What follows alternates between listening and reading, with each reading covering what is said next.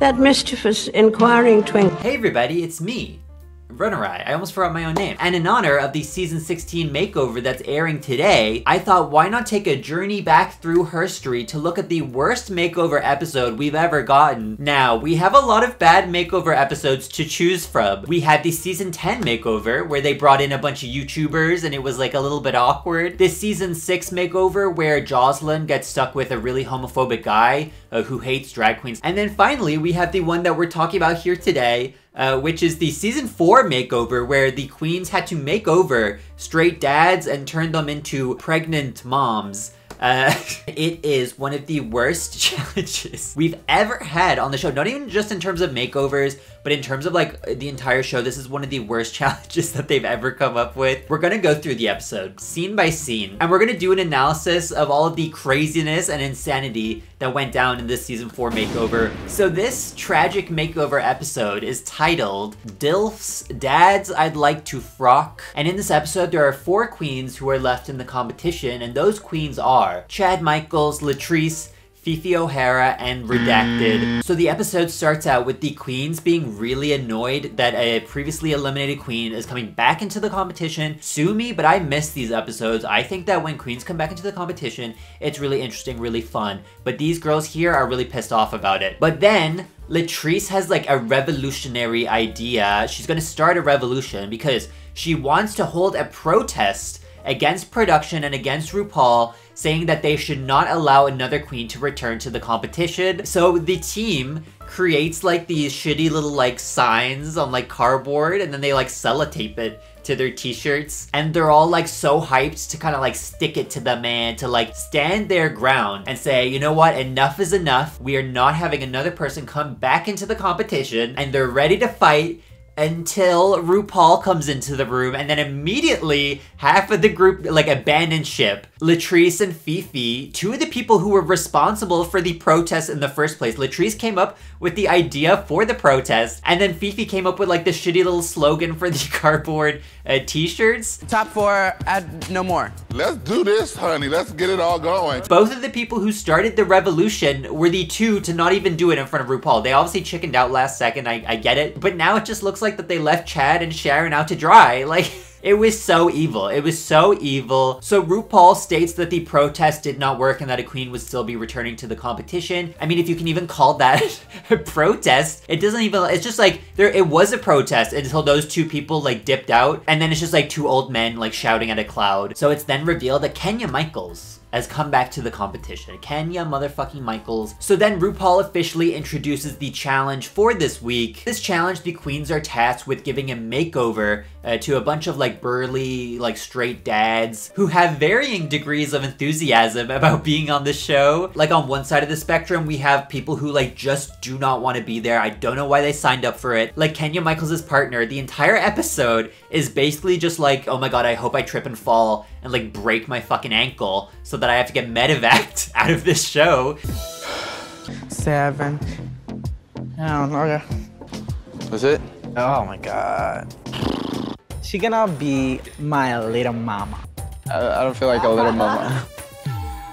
Like, it's actually illegal. He should not be here. He is, like, actually ruining the show by just not wanting to be there. And then on the other side of that spectrum, you have Sharon Needles' partner, who is so enthusiastic about being there that he, like, is ruined. He just ruins the entire episode. Most people hate this episode and regard it as one of the worst episodes of the entire show because of this man right here. But Kenya Michaels has the luxury of assigning each of the different dads to each of the contestants for the makeover. So then RuPaul adds the twist that they don't just have to make over these fathers into like, you know, women, but they have to make over these fathers into pregnant women. And then you have to have like a storyline on the stage where you're 2 sisters and you're both pregnant at the same time. It's a really weird twist. I get what they were going for because the whole emphasis of the episode was that they were giving a makeover to dads. So I think that they were trying to kind of like further that idea that they were dads by turning them into mothers. And what's the easiest way to turn someone into like a mother? It's by making, you know, them look pregnant. It's weird. Listen, it adds a really strange energy to the episode because not a single person was happy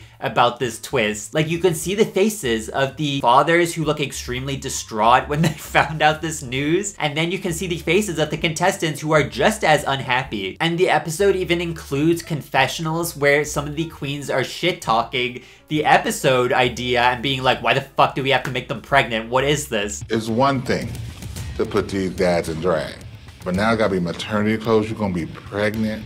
Ugh. But we now get our first proper scene with Mark, the person who is like largely credited as ruining this entire episode for everyone. And with an introductory scene like this, it's not hard to see how he may have rubbed people the wrong way. Is that your cell phone in your pants, or you just happen to see me? Nope. Didn't tell me I was in the movie Anaconda. Dude, what's going on here? Oh my God. Sharon's DILF looks freaking insane. He's like the Silence of the Lambs killer. And if you found this scene in any way uncomfortable, do I have news for you? Because this is just the tip of the iceberg when it comes to the insane stuff that this guy does in this episode. But right now, all of the queens are getting to know their makeover partners in the workroom, and RuPaul decides to drop in and check on everyone. And as you can imagine, in an episode that's like notorious for being one of the worst episodes in the entire show, some of the pairs are having some personality problems. So Kenya Michaels' partner has some attitude problems. And again, as we've established, this man doesn't want to fucking be here, so why the fuck did you sign up for this show? But he just like drags down every single scene he's in. He complains about everything. He hates being here. He doesn't want to put on heels. He says they hurt. Oh fuck, this fucking shit hurt.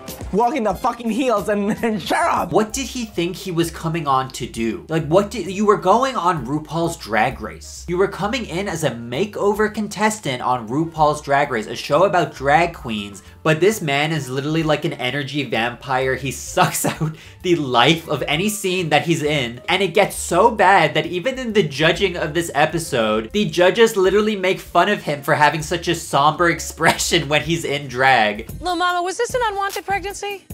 Yeah. Because it was the most somber, macabre, friggin' death walk I've ever seen. It's kind of hilarious, especially since in the makeover like episodes, they almost never critique the person who's been made over. The person who's been made over is just always like a saint. They're portrayed as like this like godly figure, like, oh my god, you're so amazing, you're such a good sport. But this is like one of the only times where the judges were like, why did you seem so sad up on the stage? So Chad Michaels is also running into some personality problems with her partner, and her partner has a lot of strong ideas about how he wants to look in drag. So he starts kind of being like this executive like designer, and he starts telling Chad Michaels, one of the most like professional, like put together perfectionistic queens of all of Drag Race, he starts telling her, of all people, how she should do drag and what the outfit should look like. No, that's way too bright. I don't like the fact that it's so long. I'm thinking like right about here.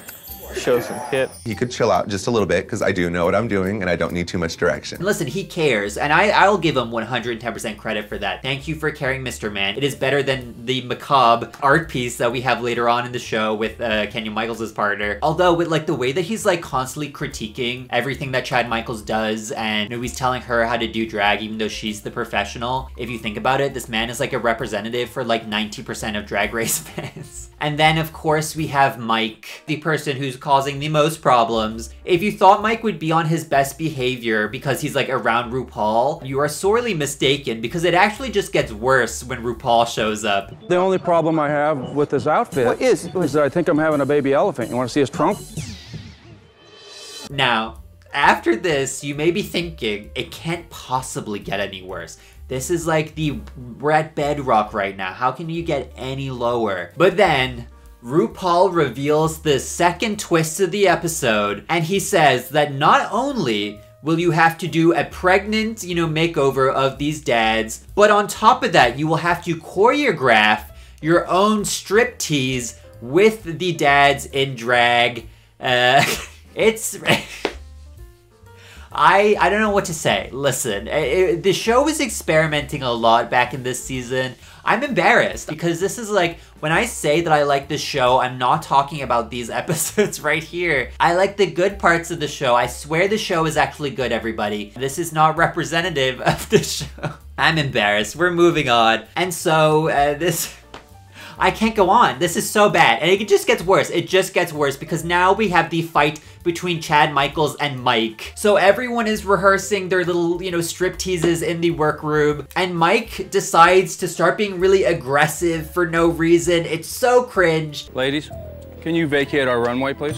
Vacate our runway. Get the fuck off our runway. And then after that, Mike just explodes on Chad Michaels for literally no reason. A little bit too much testosterone running around here, sunshine. Why are you getting such a bad attitude right now? We're gonna win it. You guys need to just stay I home. get it. It's your diva bitch attitude. Bitch, I didn't come here to stay home. Ossifer. I hope it isn't your last day here tomorrow. But you know what? What? You're not gonna fucking come up in my motherfucking workroom and talk to me like this, I just sir. did, didn't I? Well, you know what? Maybe you need to be fucking removed with your badass motherfucking attitude. It's so bad. It's so bad. I hate this episode. It's so awkward. This is one of the worst episodes of the show. I don't know why Mike decided that now was a great time to just explode on one of the contestants for no reason. She was just existing. And I think it's just especially bad because it's like this straight guy being invited into this queer space. And then this straight guy who's been invited into the queer space starts to like bully one of the queer people. It's so bad. I hate this episode. I hate it. And if we wanted to give Mike the benefit of the doubt here, you know, the multiple benefit of the doubts that we've already given him, if we wanted to add another one to that, I think that Mike doing this was him trying to throw shade and like be playful, but I think that he misunderstood the objective of shade, and he was like, oh no, shade means that I have to like verbally assault this person on the show. It sucks. It's like a low point on the show. It's very difficult to watch. It is kind of nice that we have the moment of Sharon sticking up for Chad, very passively, but you know, sticking up for regardless. Sharon? You gonna let this bitch talk to me like this? Oh, I'm a bitch now? Do not call my sister a bitch. I'm working with a dilk. A dad I'd like to kill. But overall, it's still a really uncomfortable it's a really uncomfortable scene to witness. And I think that in terms of like every, you know, scene in this episode, I think that this is the one which makes people hate this episode and makes people regard it as one of the worst episodes of the entire show. However, we do get some closure for this whole, you know, ordeal. Chad Michaels like opens a dialogue with Mike about the whole situation, and then Mike tries to kind of like reassure Chad and say that everything that he said was supposed to be like in good humor and in like jest. I'm really glad I didn't have to kick your ass yesterday. I may have pushed the envelope a little too far, but I was totally joking. I have a really good poker face. I was cracking up inside. I'm sure you were. And you can clearly see that Chad Michaels doesn't believe him, which I am a big fan of, because it was just like, Mike went too far. I mean, he's been going too far the entire episode, but this was kind of like new territory of too far. So after they hit the runway, we have to see their striptease performances, and actually we don't have to see it because I'm in charge of the editing, so we're just gonna cut out this entire section. We're not even gonna talk about it. We're gonna pretend this didn't happen. So then we have the pregnant runways, and it's all, listen, it's season 4. Like, I'm not expecting anything amazing here. I think really the only notable moment is the Kenya Michaels and her partner having like an incredibly like, you know, grim and kind of like sad, you know, pregnant runway. It's just so bizarre. And I think that this was actually a good decision on Kenya Michaels' part to see that her partner was so sad and was so, you know, fucking depressed about being there that she was like, okay, I'm gonna work that into our story. So now we have like this weird kind of like sad sisterly pregnant story. This episode sucks ass.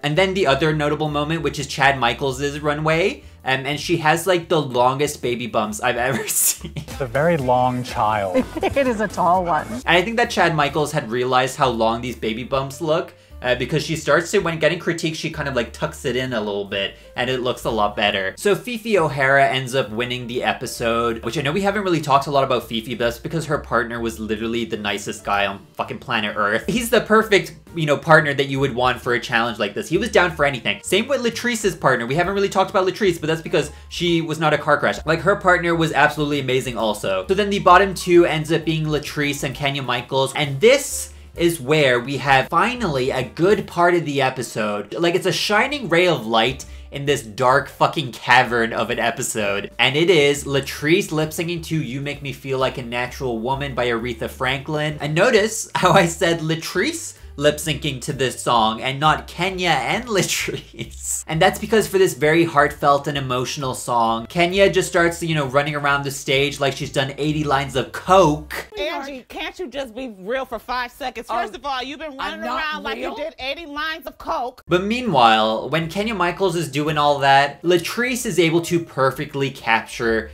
the essence of these songs. She wins the lip sync by standing still, like she doesn't even move. It is an amazing lip sync on Latrice's part, and I remember back in the early days of Drag Race, this was hailed as the best lip sync of the entire show. So Latrice is ultimately saved over Kenya, and then all of the queens come out and start dancing on the stage together. And then as you can see him on the stage dancing, this is the last time that we ever got to see Mike on the show, and probably for good reason. But yes, this makeover is widely regarded as the worst makeover in the entire franchise of Drag Race. Like, there have been some pretty awful makeovers since this episode, but nothing has ever quite reached the low lows of this episode right here. So that's my little retrospective on the worst makeover challenge of all time. If you enjoyed the video, please like, subscribe, and comment. It really helps me out, and most people aren't even subscribed, which is crazy because you could subscribe for free and then you get notified about more cool content just like this. I have a Twitter, Instagram, and TikTok if you want to go check me out over there. Thank you so much for watching, and I'll see you in the next video.